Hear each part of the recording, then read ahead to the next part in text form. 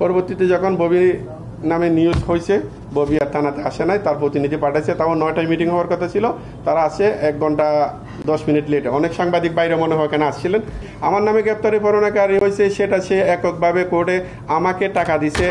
যেই যে যে প্রেক্ষিতে সে আমার পার্টনারের নামে মামলাটা করছে, সেই ডকুমেন্টটা যদি বা মামলার ইয়েটা যদি এজাহারটা যদি আপনারা দেখেন, আপনারা নিজেরাই হাসবেন। সে আমাকে 40 লক্ষ টাকা পেমেন্ট করে দিছে, 15 লক্ষ টাকা পেমেন্ট করে দিছে। তার রেস্টুরেন্ট আমি তাকে বের করে দিছি, তাকে রেস্টুরেন্টে ঢুকতে দিচ্ছি না।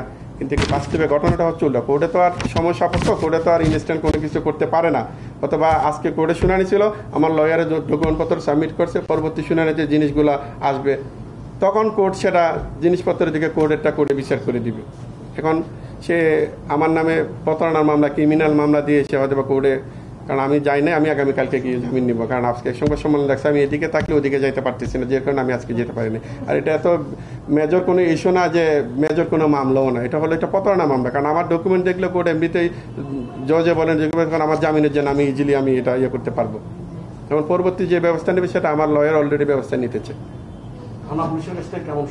থানা পুলিশ আমাকে সহযোগিতা করছে, করে নাই বললে ঠিক না। ওরা ঠিক মতো থানা পুলিশের সাথে কোনো যোগাযোগ করে নাই। যখন অনেকবার টাইম দেওয়া হয়েছে, আমার তদন্তে জিডি সালমান আছে, ওনার সাথে যোগাযোগ করলে বুঝতে পারবেন।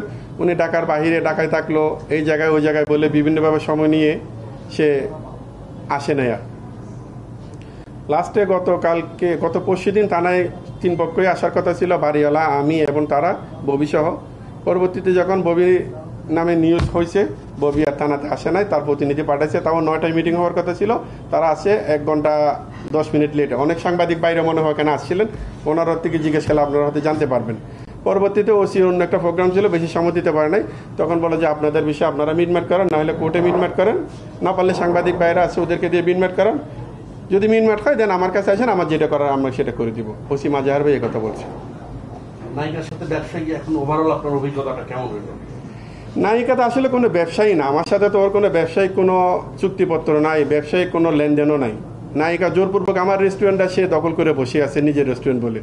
সে দেখাক, আমার সাথে তার কোনো ব্যবসায়িক কোনো লেনদেনের ট্রানজ্যাকশনের কোনো কাগজ বা এগ্রিমেন্ট, বা আমার রেস্টুরেন্ট কিনছে, সে তার রেস্টুরেন্ট বলে সে নিজে ও জোর জবরদস্তি সাইনবোর্ড দিয়ে দিয়েছে। আমার রেস্টুরেন্টে সাইনবোর্ড থাকা সত্ত্বেও সে উপরে বিশাল একটা বব স্টার ডাইন নামে সাইনবোর্ড দিয়ে দিয়েছে, এবং রেস্টুরেন্টের ভিতরে কয়েকটা ছবিও লাগাইছিল, আমি শুনলাম আর কি, তার নিজের ছবি।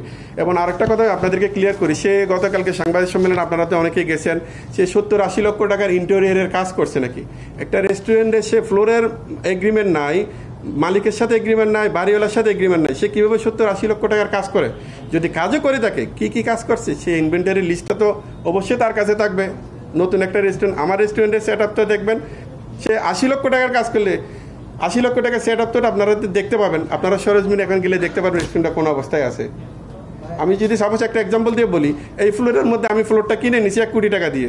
আমি যদি এখন 1 কোটি টাকা দিয়ে কিনে নিয়ে বলি, আমি যদি এখন 10 লাখ টাকার কাজ করছি, এই ফ্লোরটা যেভাবে আছে সেভাবে আছে, 10 লাখ টাকা দিয়ে লাইটও চেঞ্জ করি, লাইটটা তো চেঞ্জিং থাকবে। সেই জিনিসটা আপনাদেরকে দেখাইতে বলেন যে 80 লক্ষ টাকার যে কাজ করছে বলছে, কোন চেঞ্জিংটা সে আনছে রেস্টুরেন্টের মধ্যে। উল্টা রেস্টুরেন্টের যেই সৌন্দর্য ছিল, রেস্টুরেন্টের যে জিনিসপত্র ছিল, ওগুলো খুলে নিয়ে গেছে।